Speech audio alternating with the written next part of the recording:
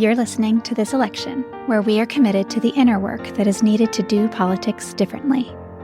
This is episode 4. I'm your host, Katie Cochran, and I'm so glad you're here. This podcast series offers a new way of looking at politics, one that focuses on how we engage with others rather than on our partisan identities or policy preferences. It explores why politics is so triggering and offers spiritual practices that heal past wounds, ground us in our bodies, and connect us to that which transcends our differences. If you are committed to active citizenship but feel worn down by politics, this podcast is for you. If you have lost sleep over politics, or your temper, or a friend, this podcast is for you. Politics is hard, but it's something we can heal from, and it's something that we can change. We won't do it perfectly, but it's worth trying. My hope is that the conversations here open us up individually and collectively to a new way of engaging. This election, we will do politics differently. Before we jump in, a note that this conversation contains references to child sexual abuse. Please take care as you listen, and if you'd like to skip that content, you can skip minutes 13 to 15. Now on to our show. Today, I have the privilege of speaking with Staci Haines. She has been working at the intersection of politics and trauma and individual and social transformation for over 30 years. She's the author of 2 books, The Politics of Trauma, Somatics, Healing, and Social Justice, and Healing Sex, a mind-body approach to healing sexual trauma. A leading innovator in the field of somatics, her work has transformed the way we think about trauma healing, embodied leadership, and transformative justice. She runs online and in-person programs and teacher trainings and partners with social and climate justice organizations. She co-founded Generative Somatics, a multiracial organization dedicated to building social justice capacity. She serves as a senior teacher at the Staci Institute and plays a central role in shaping its methodology. In 1999, she founded Generation 5, a transformative justice nonprofit committed to ending child sexual abuse within 5 generations. Staci's current partners include Healing Justice London, JPB Foundation, Quality Lab, and Oak Foundation. She also partners online with Transformative Change and Trauma Research Foundation, Embody Lab, and EmbodyWise.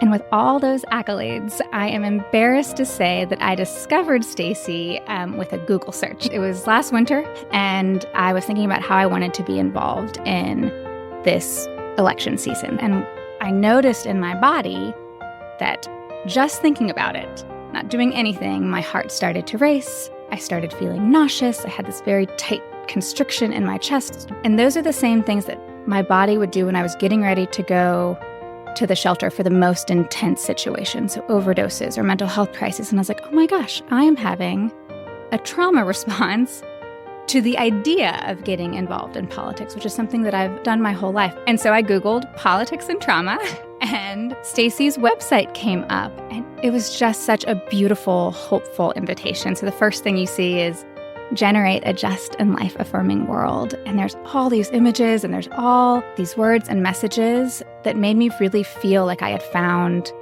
my community, a community that was dedicated to social transformation, but also that really understood the connection between social transformation and individual healing and was willing to do that really hard inner work and the hard outer work. So I ordered her book and I joined the Soma SJ practice community. So I've been practicing with Staci for a couple months now. And I'm so excited to speak with her today because her work has really transformed my understanding of politics and trauma, and it's given me hope that a different way is possible.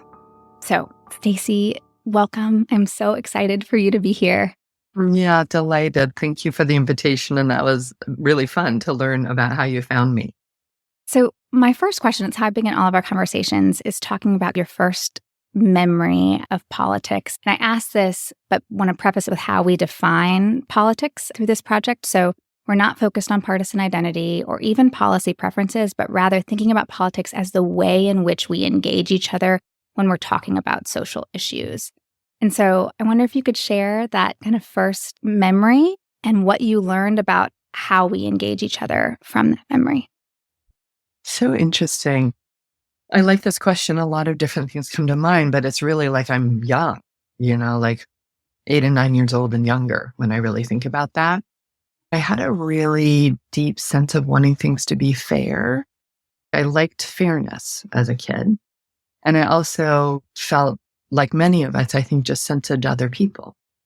Like, how are they doing? Oh, something's not right. You know what I mean? Like paying attention. I actually think we have a lot of inherent empathy.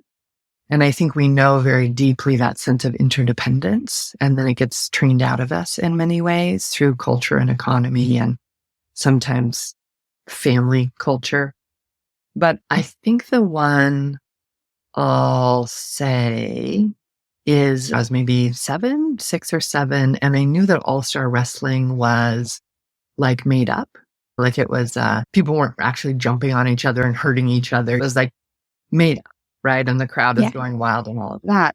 But I remember my dad was watching boxing, and I asked him, I said, is boxing like All-Star Wrestling? And he's, what are you talking about? No, it's boxing. And I'm like, no, but is it made up? And he said, well, no, it's not made up. People get paid a lot of money to do this. And this is no bad on boxing. People love boxing as a sport, but as a kid who was sensitive, who to me, what I was witnessing is people hurting each other and a crowd of people urging them on and then them getting paid a lot of money. It was really devastating to me as a child.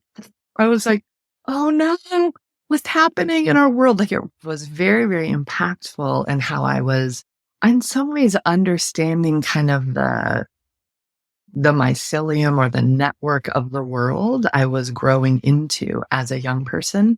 So that's the first story that comes to me.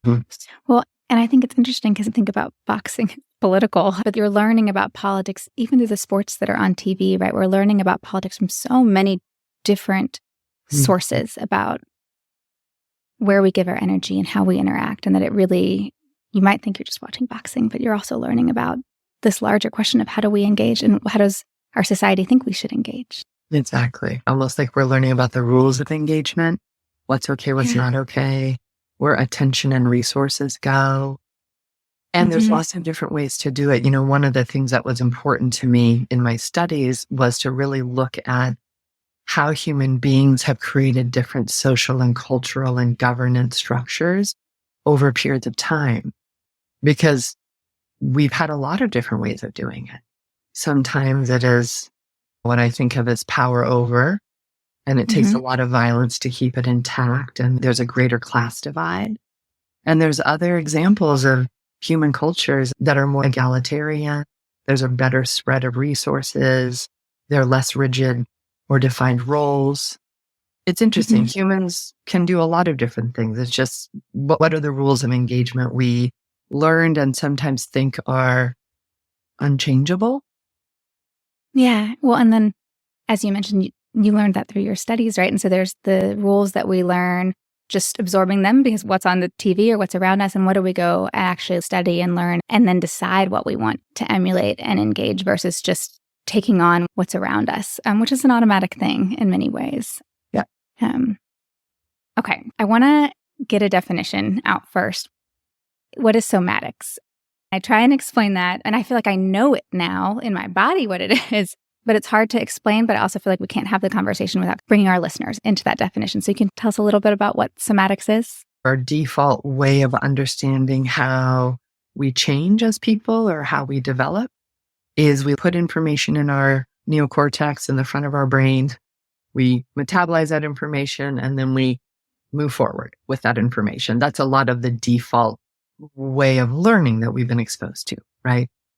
And then what's interesting is if we put together very modern neuroscience and very old practices that have happened across many cultures, what we're actually really seeing is that we learn in a much more embodied or mind-body emotions way. So what somatics is kind of the best word we have. It's not a great word because no one knows what it means, but what somatics is a way of understanding change. Like it could be leadership development or getting better at parenting or trauma healing from a mind-body approach. So we're engaging the newer part of the brain, which is the frontal lobe and the neocortex, and we're engaging the very old parts of the brain down through our nervous systems and our endocrine system. We're holistic in a way that we haven't been taught to think about ourselves. It's a really different way to engage change, and it's very effective and pretty fast, which is exciting. Mm-hmm. I found that one of the things that resonated with me as I was beginning to learn about it, because I feel like I'm a pretty heady person. So I am definitely processing things intellectually well before I recognize what my body's telling me. I think one of the things that I've come out with from the monthly sessions and from your book is how much wisdom is stored in our bodies. Yep. And it seems like somatics is able to tap into that in a way that other modalities may not as much. Yeah, very much so. First of all, I love our thinking mind. We don't want to throw that away.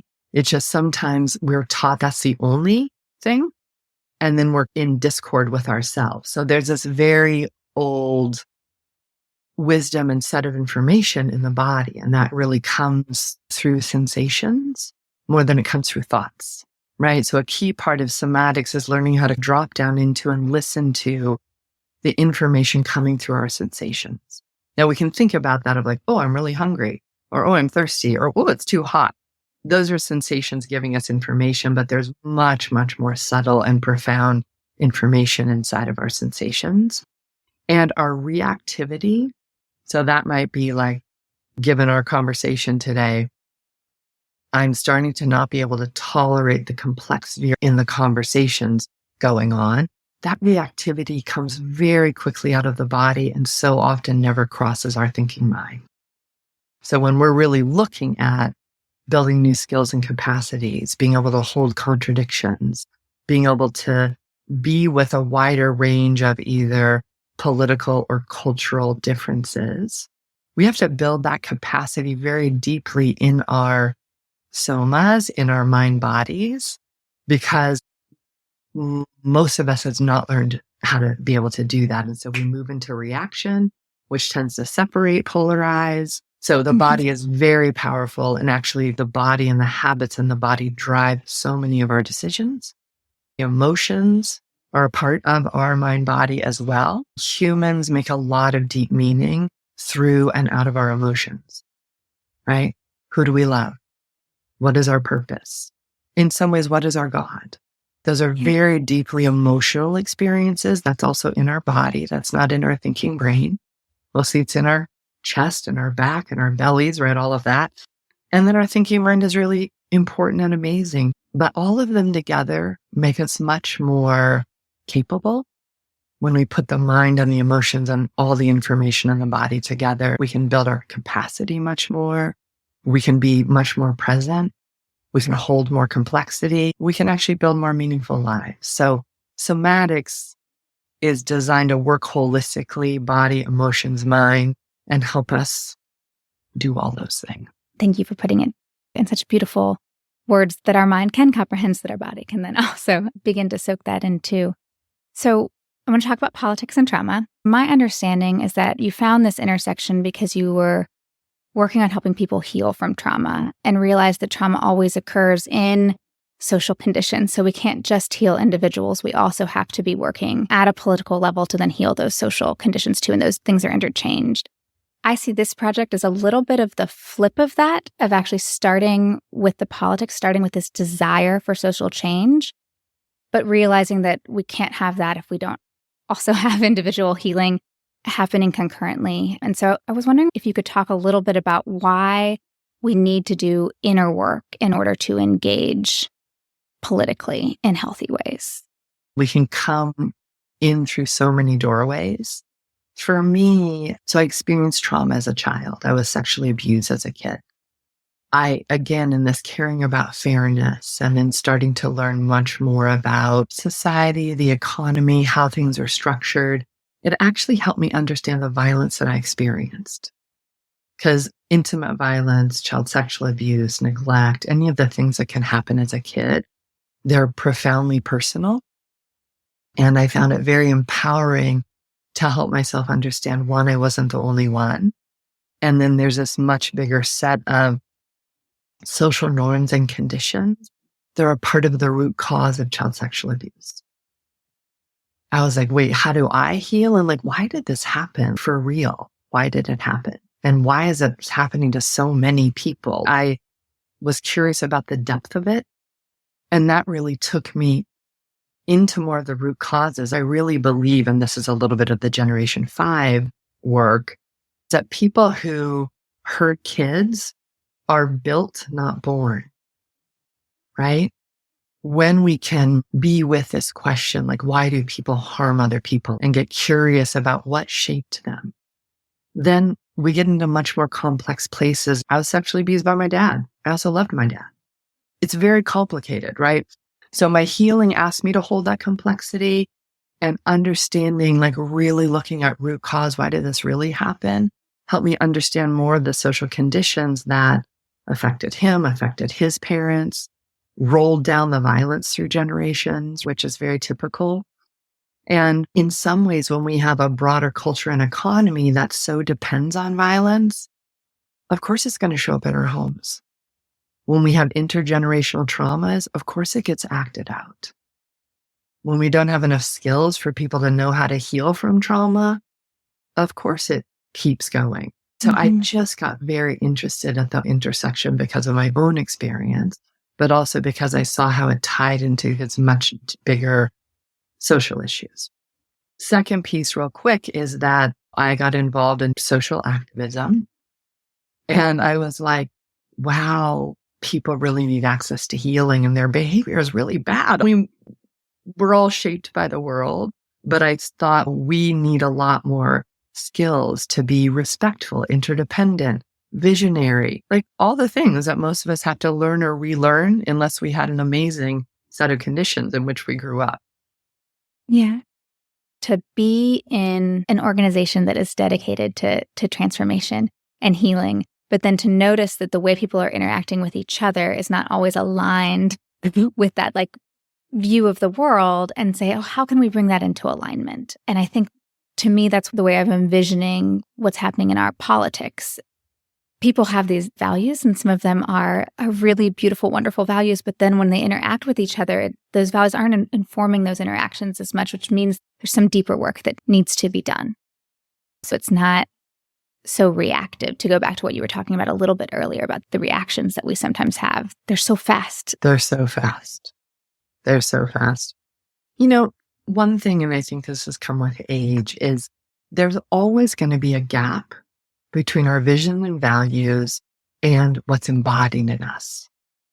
And this is why somatics to me is so revelatory in some way, because it really normalizes that we are these mind-body spirits, right, or somas, that are adapting really from the get. We're adapting. And we're adapting to find safety. We're adapting to belong because we're social creatures. We're not isolatory animals. We're social creatures. We're adapting to belong, like love and be loved. And we're adapting to have a sense of worth or to matter or have dignity.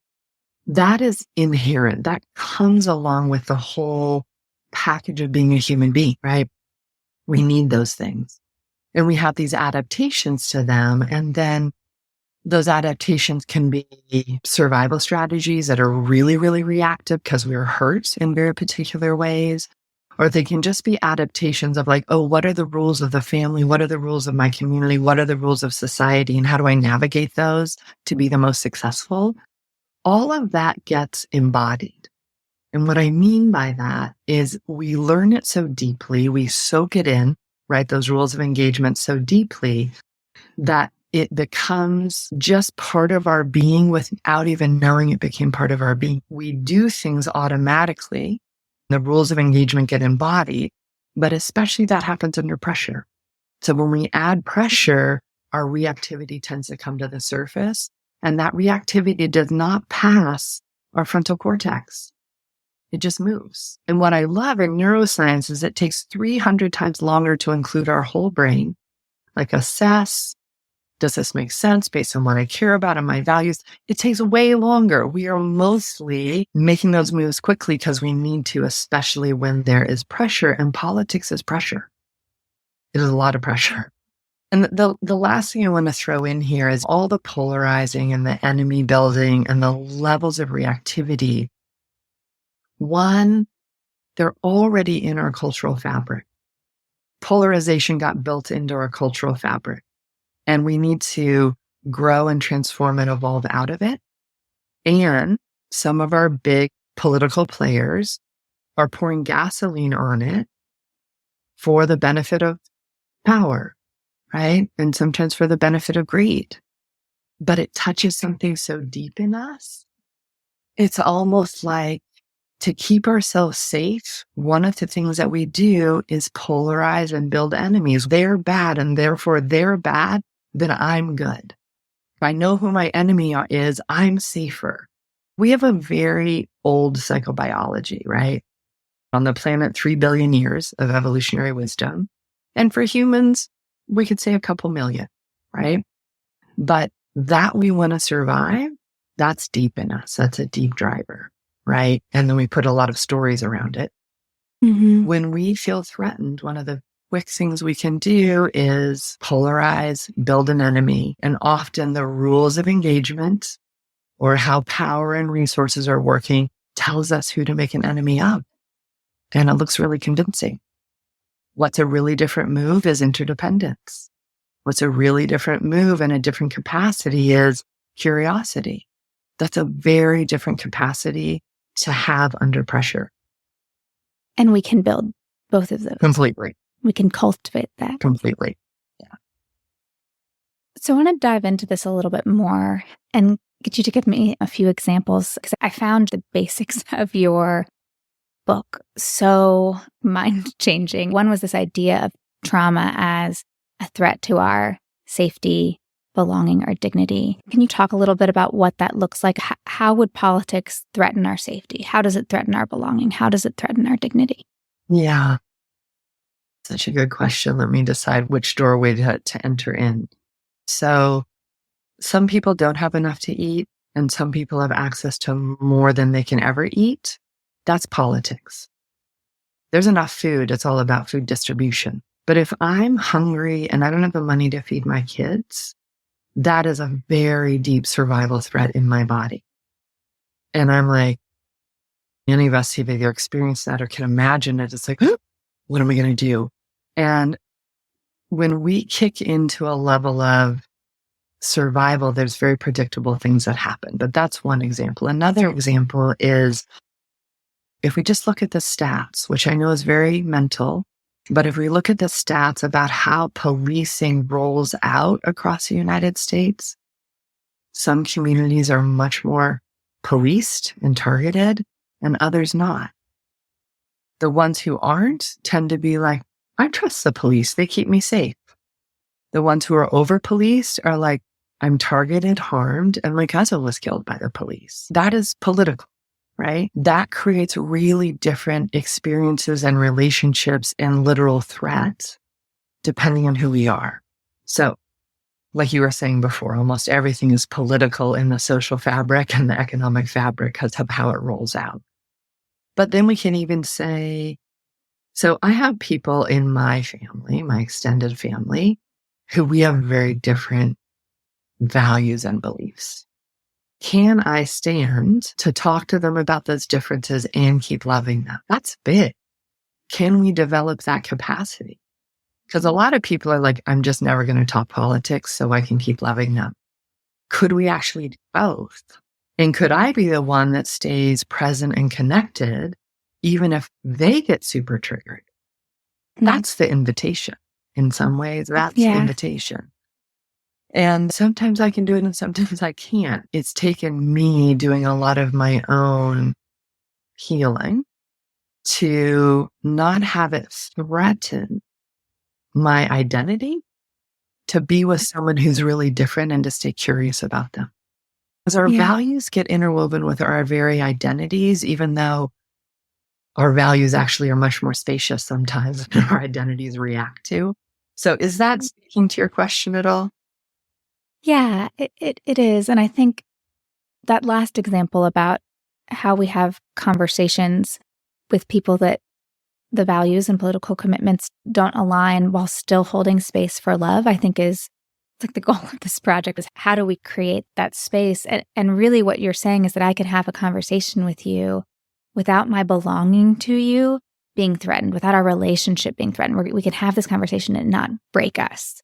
Where we're at in politics right now is where it feels like even having those conversations begins to threaten our belonging to each other. And sometimes threatening our dignity too, because of that identity piece, right? And because if you're saying things that threaten my identity, now all of a sudden my dignity is potentially at risk too. And so these conversations are so fraught because two of the things that are fundamental needs for us feel a little precarious. Totally. And I'd say safety too. There are people in my extended family where their beliefs literally impact me and my family's safety and the safety of other people I love. That's a lot to hold. That's a lot to hold in our hearts. And one of the reasons I think what you're doing is so important in this whole question of like, how do we cultivate our capacity to stay connected through very difficult conversations or be curious and present with ourselves and with another person when we have large political differences. To me, one of the reasons that's so important is really, at the end of the day, one of the things that's so important, I would say literally 99.999, is the well-beings of our families and extended families, the well-being of the people that we love and care about, and the well-being of the places we care about, right? When I think about the place I grew up in, the Rocky Mountains, I love it very deeply. I'm very connected to it. And the level of pine beetle kill because of global warming is so painful to me. It's like viscerally painful. And I really want to take care of nature and the land there. That in some ways, how do I get curious about what you care about? In some ways, I think it's actually much easier to ally with each other and to build relationship with each other when we really start with, who do you care about? Who else? Where do you care about? Where else? Who did you learn to not care about? And how did you learn that? Because we got taught to not care about certain people really pretty young, right? Who's in our circle of care? Mostly we got trained into that because I really think our capacity is very, very wide. Yeah. Yeah. I love this idea of maybe starting these conversations or building this space with the question of, who do you love? Because when you know who they love, you can begin to find what does bring you together. Because I think a lot of us love the same places or similar places, right? There may be connections there. Starting with that maybe creates more space for less reactivity and a little bit of a deeper understanding of what's behind some of what we bring to the political sphere. Definitely. Another thing that we look at inside of somatics is how do we also stay connected to ourselves while we're being with ideas, situations, people who might feel threatening to us. And I'm not talking about literal experiences of violence. A literal experience of violence, we want to get away from it and have it stop as soon as possible. It's traumatizing. So, somatically, when we're looking at healing or continuing to grow and develop our capacities, it's being able to be compassionate and curious about the other with also not leaving ourselves. Because some of us that are wired toward empathy and understanding, our bad habit is we leave ourselves over and over again. And we don't go, oh, wait, what are my boundaries? Wait, what do I really think here? How do I make sure to keep bringing my ethic? And then some people who, let's say, learn to be less empathetic, they know how to keep pushing their agenda in a way that then doesn't actually include empathy, care, compassion for others. So we're really looking at that both and, because we want to be able to discern the difference between, I feel triggered and threatened because of the conversation, the person, or who I make up that person is, and actually real threats. Because there are real threats in the economy, in the politic, in governance. There are real threats where people and communities get hurt. So we want to be able to keep and discern that, while then also discerning it when there isn't a threat, there's just a difference that feels threatening. Yeah, I think that's really hard, but so important to learn how to do, or else all conversations feel impossible because they just feel so scary. Exactly. Yeah. Exactly. Yeah. Can you talk a little bit about the protective mechanisms and what that begins to look like in our mind and our bodies, so that as people begin to pay attention to it, they can say, oh gosh, that's me. Mhm. This is me reacting. This is me surviving. So just to add a little bit of texture to that. Please, yeah. So there's kind of, in some ways, these two buckets. One is adapting to safety, belonging, and dignity in a way that just becomes this habit and an identity, right? There's that. That is not as charged, but it's very thorough. Then there's the more charged survival strategies when we feel threatened. And again, there might actually be threat, or there might just be the perception of threat, where what our psychobiologies, our somas do automatically and very wisely is they go into a fight, flight, freeze, appease, or dissociative response. That happens very, very quick. So a flight response in a conversation can be like, I'm out of here. I'm not having this conversation with you. Or like those of us who are like, are always the one who breaks up. There's certain ways it looks like in human behavior, but it's basically a flight response. I'm out, right? Or I feel so threatened, I'm just going to find the nearest exit. I'm not saying that response doesn't have wisdom in it. There's deep wisdom when we need to flee for safety, right? But a lot of times that response is in a situation where there's so many more options. A fight response is much more like a good offense is the best defense. I mean, there's so much of this in the general political turn on your TV situation. Yes. You're bad, you're wrong, I'm right, you're bad. Yeah. In some ways, the accepted dialogue. Yeah. And also, I'm not going to feel you while I'm talking to you. I'm going to talk at you and through you, but I'm not actually going to feel you or make contact with you. Yeah. Freeze is like, I'm going to freeze and wait till this is over. And again, it's a beautiful survival response to violence. A lot of kids use it. A lot of sexual assault survivors use that. I'm going to freeze and wait till it's over and then get away.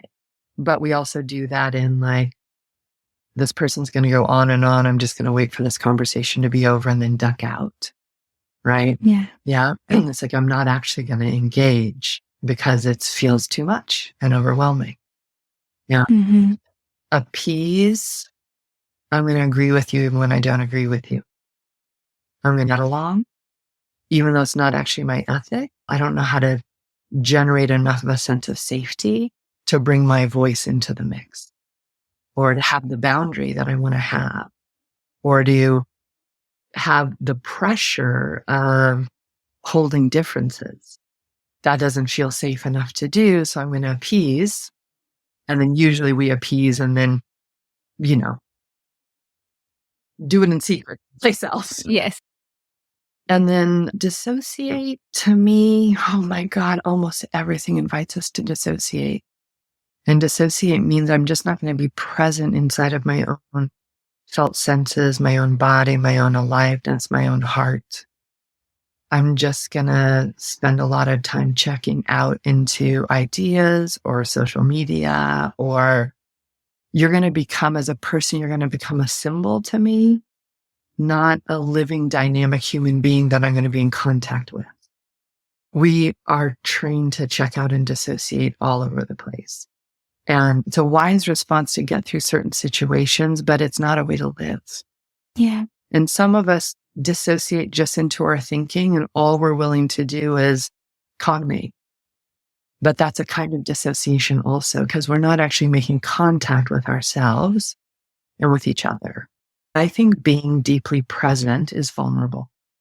I think being alive on the planet is vulnerable, and we have a low tolerance for that vulnerability. We do all this stuff to try not to be vulnerable, but it's very, very powerful to reclaim and relearn being present, being open, being connected, and growing our capacity to be with more complexity and to be with a wider range of sensations, which just means, I can be a little bit uncomfortable. I know how to work with the sensations of fear inside of me. I know how to resettle myself when needed, right? It gives us way more choices and decreases that reactivity. Yeah. So I think that's a good segue into my next question, which is a very broad question. What can we now learn from what you've learned about what transformation looks like and what healing looks like, and begin to apply that to politics? And so if you could just talk about healing and resilience and how we might begin to think about cultivating that once we've understood the ways in which we're automatically reacting. Yeah, great. One of the first moves in all of this is to start to bring our attention into our whole selves and not just part of ourselves. So our whole selves means that I could drop in our nervous system goes everywhere. Everywhere we have sensing and feeling, right? Our brain is just a really awesome organ. So is our heart, so are our large intestines. So to bring our attention into the language of sensation. Can I feel temperatures? Can I feel pressures? Can I feel movement? Can I begin to listen for and feel the information that comes through the language of sensation? That is huge because our reactivity starts at the level of sensation long before it's our behavior. So if we start to drop into sensation, we begin to work with our reactivity and our learned habits or ways of being or ways of thinking. We can learn to work with those at a much, much earlier stage than, oh God, I acted like that and now I got to go clean it up. That's much farther down the road. Also, we store our hurts more in our bodies than we know. People often are like, well, I just put that behind me, or I just pushed that down, or, well, that happened a long time ago. I dealt with it. But often what we're doing is just creating a storage, like a garage or like a storage unit of things that we didn't get to process through to completion. It's okay. That's normal. But the more we have that we haven't processed through to where we can be like, I learned from that. I mended from that. I was able to heal that. It's like that storage tank is still running so many of our reactions, even when we think we're over it or beyond it. So healing is increasing our somatic awareness, unpacking those storage tanks so that when we needed to move into those protective responses, we can do that, get through them, let them go, and integrate the experience on the other side. So we can come back to what I might call a more present, cohered sense of a past or recent experience. Yeah. I'm not staying like picked up and protective for the next 10 years, right? Mm-hmm. The last thing, and this is more of like how we purposely cultivate ourselves is, let's say our value is to be loving. It's like, okay, how good am I at being loving to people close to me and the people far away from me? Most of us are like kind of okay at it, but somatics would say we can cultivate our capacity to be more and more loving, to give love and receive love. And we can build that as a skill or a habit like we would with martial arts, or we would with meditation, or we would even with a different prayer, right? Mm-hmm. Most of us need to be good at responsive boundaries. Most of us have reactive boundaries, right? So we'd say a skill of how do I be present, know what I care about, know what you care about, and still be able to have a centered boundary that dignifies me and leaves you with dignity. Yeah. Instead of appease or instead of plow someone over, right? Mm-hmm. So somatics looks at all of that, somatic awareness, the healing part, and then building new practices. And the last thing is we all have a deep inherent capacity for resilience. And what I mean resilience, I don't mean get through it. I mean resilience like the capacity to feel awe, the capacity to touch into interdependence, the capacity to find beauty. That's what I mean. I don't mean pull up your bootstraps and get through it. That's a very false interpretation of resilience.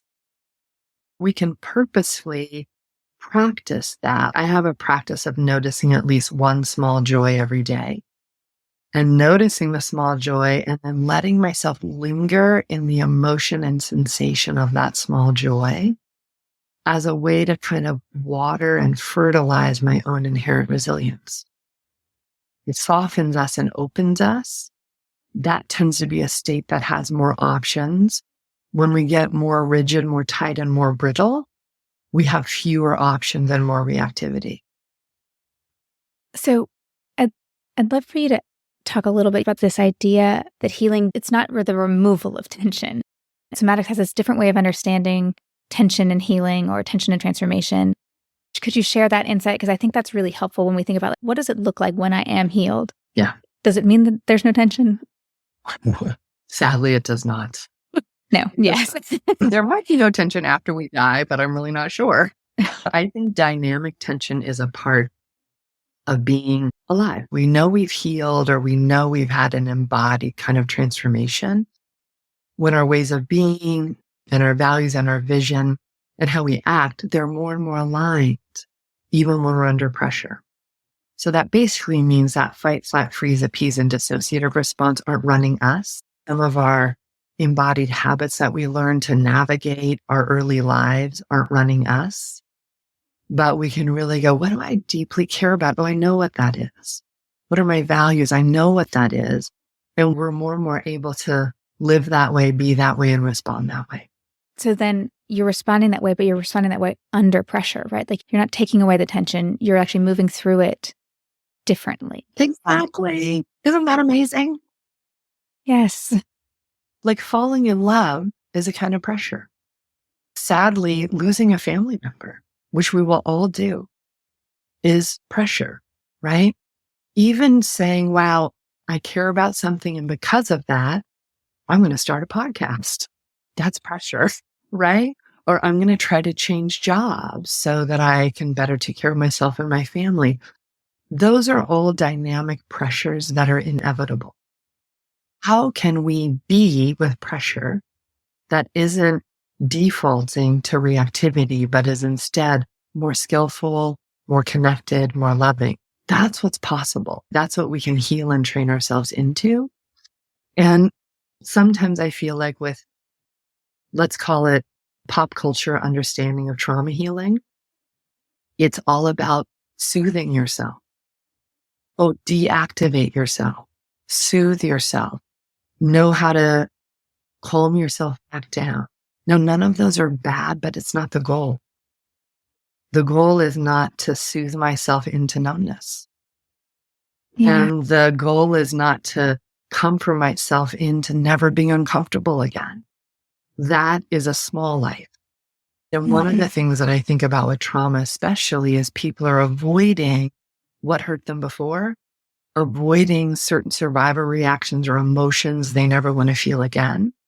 And their lives get smaller and smaller and smaller because they're avoiding things instead of going, okay, no, what I'm going to do is heal those things, open up more space, and then have way more choices than I had before. That's where we're trying to go. And this sounds so weird, I think, to people outside of somatics, but mostly what we're reacting to is that we can't tolerate our own sensations and emotions and react to get away from something in me. What somatics is doing is going, I can be with a wider and wider and wider sense of sensations and emotion and navigate them skillfully. Navigate them so I can stay more present, more connected to what I most care about and my vision. And in some ways become bolder, like have a more rich life.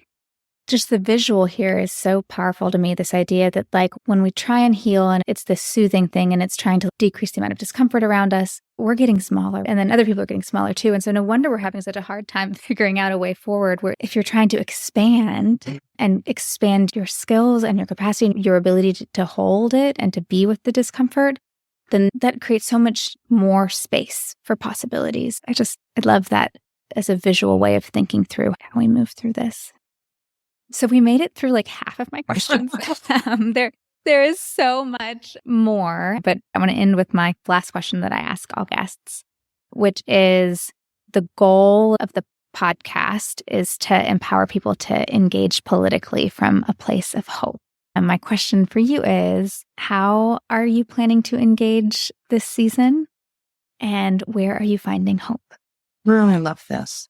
Can I say one more thing? That's not this answer. Yeah. Yes, of course. I think one of the flags I want to raise together for us to pay attention to, you and the listeners, is part of those rules of engagement that we inherited is that healing is individual and isn't connected to trying to make our families, communities, and world a better place. I hear us both doing this to interrupt the individualism of healing, that it's deeply personal, but we heal better in groups. We are group animals. We're pack animals. We heal better with other people. And then we also heal by trying to make a difference in a positive way for our families, our communities, for nature. So I want to keep almost like extricating that separation and getting rid of it, because it doesn't serve healing and it doesn't serve politics or social change, but it's so strong. We've embodied it. And even people who care about social change and politics default into this deep individualism. And I want us to just keep going, okay, can we keep changing that together? And then also how we heal and how we do, let's say, political strategy or economic strategy, they're different skills. So if everybody healed, it wouldn't inherently change the world. And if we change the world, it wouldn't automatically heal everyone. And I feel like we have to deal with that complexity as well. It's like both and, depending on what scale we're thinking about, right? The scale of the global economy is a massive scale. There's a lot of strategies to have a sustainable economy over time. Just healing won't change that, but healing can change how we engage in, right? Yes. And that's what I want for our politics. We need to heal individually from the way in which politics has wounded us. And we need to fix politics because it's hurting us. And so both of those things are so important. And they both take, like you said, they're different skills and they're different types of energy you're pouring in, but we have to do both of them or we're not going to move forward. No, we will keep polarizing. And in some ways, we're training us into the worst of us. Polarizing, separation, building enemies, having a very few people have a lot and a bunch of people be hungry. It's the worst of us. We can do so much better. We can do so much better than that, but we have to do better on purpose. And we have to do better at multiple levels. Yes. Internally between us and definitely in our political and economic strategies. All right, back to your question. So this election season in the US, right? Part of how I keep hope is that practice of every day I notice a small joy. Another way I keep hope is when I engage with other people doing social change, I ask them their good news. Like I just had this great conversation yesterday with a person who really, really knows what's happening with climate. And I'm like, what's the good news about climate? She had like 5 things to tell me. Some. Right? So I do that on purpose. And ask the question, listen, and look for it. Because it also is so easy to just go negative. I'm going to only notice what's a threat instead of notice beauty and what's working. Well, I'm doing a lot of things during this season. One of my teachers said this to me, the difficult times are the most important times to keep practicing and practicing on purpose. The Politics of Trauma 2.0, which I'll know you'll talk about, I purposely ran it from October until after inauguration. So we all would have a purposeful place to come and like practice centering, practice holding complexity, practice talking about hope and being with each other, that we have a collective place to come. That is one of my purposeful things. I'm going to go door knocking and phone calling and connecting with people that are different than me and being like, what do you care about? Can we talk about it? I'm going to do that and practice that way. And then in many ways, like this conversation is inspiring me. I'm just going to keep bringing this conversation to all the places where I'm working and the folks I'm working with. How do we do this in that bigger way instead of the smaller, tighter way? What about you? What are you doing? Well, so this is it. This is the big thing. I was stuck in this box of like, I can work for a candidate. These are the only things I can possibly do to engage. And a friend was like, what if you think bigger and think about what your gifts are and what you can do? And I feel like I am someone who can deeply listen. I also love research. I love conversations, and I have the capacity to hold conversations with people on both sides. And so I'm trying to lean into that. And I'm trying to soak in the wisdom of people like you and then apply it to my life. So today I will go find my piece of joy and try and soak it in, right? And when I have a conversation with someone on the other side, I will try and do that from a place of centering and knowing and just noticing, oh gosh, this is me trying to numb out, or this is me wanting to win a debate. Like, what is happening? And so it's just applying these lessons in all of the many little ways that I'm engaging. Beautiful. And just trusting the ripples from that. I think another important piece is that I'm thinking about politics as practice and knowing that I'm not going to get it right, that I'm going to cause harm, and sometimes I will be reactive. And then just like acknowledging that and saying sorry and trying to repair if I can, but giving myself grace for not doing it great all the time. Awesome. It's awesome. I just think it's part of how we are. There's always a gap between what's embodied and what we long for, and just grace in the gap. Like committed to growing, committed to cleaning up, but also grace in the gap. Yeah, that's beautiful. Well, Staci, thank you so much. This has been incredible, and I'm excited to continue the journey with you. Yeah, me too. And thanks for what you're doing and for having me. At This Election, we see politics as practice, and each conversation is paired with a practice that you can take with you as you heal from and engage the political arena.